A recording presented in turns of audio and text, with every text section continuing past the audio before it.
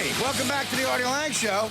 And excited to have my next guest here. I'm a big fan of this guy's work. He was on The Sopranos for years, and now he's on a show on CBS called Person of Interest, correct? Yes, Artie. Al Sapienza, man. What's up? How Artie you doing? Lange. Artie Lange. It's great to be with you on the radio. Well, yeah, I appreciate you coming in. I guess we got a chance to talk a little bit before the show, but yeah, me and Danny Filato were reminiscing, Danny right there, our radio announcer, about your work on the Sopranos. One of my favorite characters. You always were shining in every scene. Yeah, Every tell him scene. what you liked about it, because you had a good analogy about his character. Oh, and he was always on Tony. You right? were always on Tony and sticking it to Junior through Tony. I loved it. You were my favorite character. I was telling Artie, you were my favorite character on the show. I really appreciate it. And listen, when you go after the lead on any show, you wind up dead. Don't do it.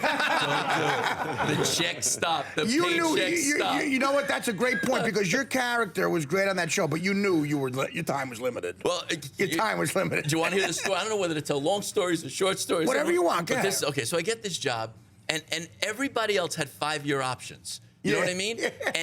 And I only had a 1 year, so I was shaking. Bad sign already. Bad sign.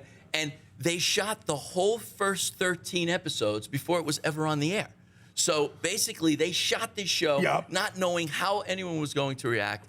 So I was living in LA at the time. I get this job. I come back here, and the character breakdown in the breakdowns was a GQ-clad sociopath. Right. That's how Mikey was described. And when you read it on paper, there wasn't any humor there. So when I looked at the role... I was going to say, there's not a lot of funny stuff out of that. Sociopath. Exactly, right? Just a sociopath. So I was like, you know what? I want to make this guy a little dumb, and I want to make him a little funny. He was a little bit on the dumb side, but in a funny way. And I did it deliberately, Artie, right?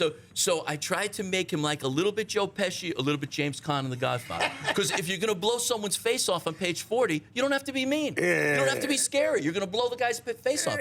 So episode 4, David Chase, who didn't say much, comes up to me and he said to me, we're at Patterson Falls, where I'm throwing Rusty Irish over. That's right. I remember you were one of the guys who threw him over to Patterson Falls. And David Chase came up to me and he goes, I really like what you're doing with the character. That's not how I envisioned it, but I liked it. Right. So I'm like, oh, this is great. And David didn't speak a lot. So I decide I'm moving back to New York. I'm moving home. I'm going to be on this show. I know in my mind it's going to be a hit. Episode 7, he calls me into his office, and he goes, you know you're gonna die at the end of this, right? And Artie, I was really upset. Like, I don't mean to sound like a whip, but I almost started to cry. Listen, that makes sense that you would be. I was begging more You're in that room. part of a great show, you know. And I was begging more in that room than I was for my life when they were shooting me. You know? So I said, David, get a guest star for the last 5 episodes. Let's kill him. And he goes, no. Let's kill him. You're selling out other actors. Exactly. It's like the mob. Exactly. So he's like, no, that's not how we're going to do things on this show. And this is really interesting what he said. So he goes, why are you so upset? So I said, well, I just think this is going to be a hit. The scripts are so great. The dialogue just rolls. And this is what he said. He goes, I don't know if America's going to get the humor. And then he paused for a bit, and then he goes, and if we get picked up for another season, frankly, I have nothing else to say on the matter. And that's brilliant, because if you look at the first season, it's about his mother. It's about David Chase's big time. The mother character in those first couple scenes actually is like a real forceful thing, and the relationship between her and Tony is unbelievable. It was the whole show, right? It's basically the show. You're right. It was the show, and everything else revolved around it. And the first 13 episodes is self-contained. It could stand on its own. It had a beginning, middle, and ending in case it didn't get picked up. Yeah. And he originally was supposed to kill his mother. With that pillow, he was supposed to kill her, and they changed their mind. Right. And then the show, once Nancy Marchand, what a great lady. And she was, oh God, was she good in that amazing part, man. She was brilliant. And at the first screening in January of '99, she had a mink coat on with oxygen under it. She already had cancer. She was already checking out, But what a great lady. It was a great experience. Well, I was going to say to you, first of all, that scene at the Great Falls of Patterson, I've walked over that bridge a couple times. I mean, you're really there. I mean, that's a little precarious, right? I mean, did you throw anybody over? I almost got thrown. I came up with the $2,000 just in time. No, I did. But was that a little scary shooting that like that? No, Not really. It was exciting. It was exciting. It must have been scary for the guy we threw over. Well, John is from Pennsylvania. John, this is right in the middle of the most inner city part of North Jersey, Paterson, New Jersey. Yeah. There's this like natural wonder. There's these waterfalls that are still there, and they're called the Great Falls of Paterson. And you could, Danny, did you ever walk over them? Did you ever see them? No. I got to take you to see them because when I work with my uncle, sometimes I would work construction with my uncle, and we'd have lunch there, right. And we'd have a nice veal and pepper sandwich over the Great Falls of Paterson, and it's like a natural wonder in the middle of the city. Wow. And in Sopranos, he throws a guy off of there. This is big waterfalls. Like it's hard to imagine a city big, like in Honduras or something. Waterfalls. Yeah. It's something that I've never heard of. You gotta check it out. Well, it's unique. I should take it. You should check it out. But I'm glad you spoke a little bit about how David Chase was, because he doesn't direct a lot of those episodes. But I always wanted to know what it was like working with, how hands-on he was, and did he let you kind of roll a little bit, or was it real scripted? Or he wanted you to stick to the script? Great question, Artie. That wasn't in the first episode that I did, because the pilot was shot a little earlier. My first scene with me and Jim Gandolfini in the car, and he goes, maybe they should have telephoned for blank-itis. I don't know if you remember. Right, I remember. We improv. Okay. We just improv. Nobody said anything. They seemed to have liked it. They kept it in the show. After that, we were not allowed to change. We weren't allowed to change the syllable. Oh, no They kidding. wanted it. And all shows are different. Some shows, House of Cards, gave you a lot of leeway to, to colloquialize everything you. But they were like, no, it was to the syllable. David Chase, that was his show. Well, it worked that way because it was really his vision. The guy had a vision, and And HBO gave him the freedom to be creative, and he was either going to sink or swim himself. And that's the only way to make a great show nowadays. Now, a lot of times you do a show, there's 11 producers. You change a tie in wardrobe, and they have to send a picture to L.A. to have 5 people. God, it's absurd. It's annoying. I worked on a couple of shows that were, unfortunately, the 2 shows I was a regular on, Mad TV, which is a sketch show, and the sitcom with Norm Macdonald. Unfortunately, they stayed on, Mad TV was a success in the sense it stayed on 14 years. I was on the first 2. The Norm show was on 2.5 years, but we were never big enough hits to where we could tell the network to F off. Right. We had to listen to everything. And they made sure, for all the frustration they had with hit shows who would ignore them, they made sure they tortured us. Right. But you guys, obviously from the beginning, that show was a big hit. And it was important, I guess, with him, too, to not only have great actors, but actors from the area who could improv a line like that. Because I don't care how great an actor is from Nebraska, they're not going to come up with an improv like that. And it was brilliantly done. It was so much fun. And Jim, there were amazing actors on that show. Edie and Jim. And the mother, too, especially. You don't think about her because she died after the first couple of years. So House of Cards now with Kevin Spacey.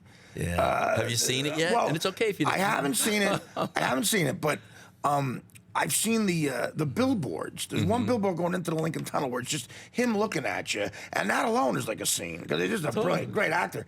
But so what's it like working there and with him and everything? Kevin Spacey is a total pro. Right. Well, it makes sense. Right? It's like playing tennis with Agassi. If I could be real, that's the best example I can give you. It's like playing tennis. Yeah, the problem is you got to hit it back. Yeah, you got to hit it back, and you have to hit it well. You have to keep. So he's he's a total pro. He's there to work. He's there to do business. He gets there early. He leaves late. He knows his lines. He's like, it was a pleasure working on that show. And the creator of you'll like it. It's a thinking man show. I'm dying to see it. And it's about our federal government. Right. And it's a pretty ruthless show. And rumor has it that, Washington's freaking out over it. They love it. And they say it's one of the closest depictions of Washington. And it's a pretty ruthless show. Well, entertainment's becoming like that. These shows are almost too realistic. Like, Homeland, I got into that a little bit. And shows like yours. I mean, the government might be a little aggravated where someone's going to make a phone call and go, hey, guys, calm down. Right. And you wonder how people know so much, This is the sad thing, Artie. Remember when they did Entourage and Ari Gold? I love the guy. Who's the guy who played Ari Gold? Jeremy Piven. Yeah. His character was a despicable sleaze.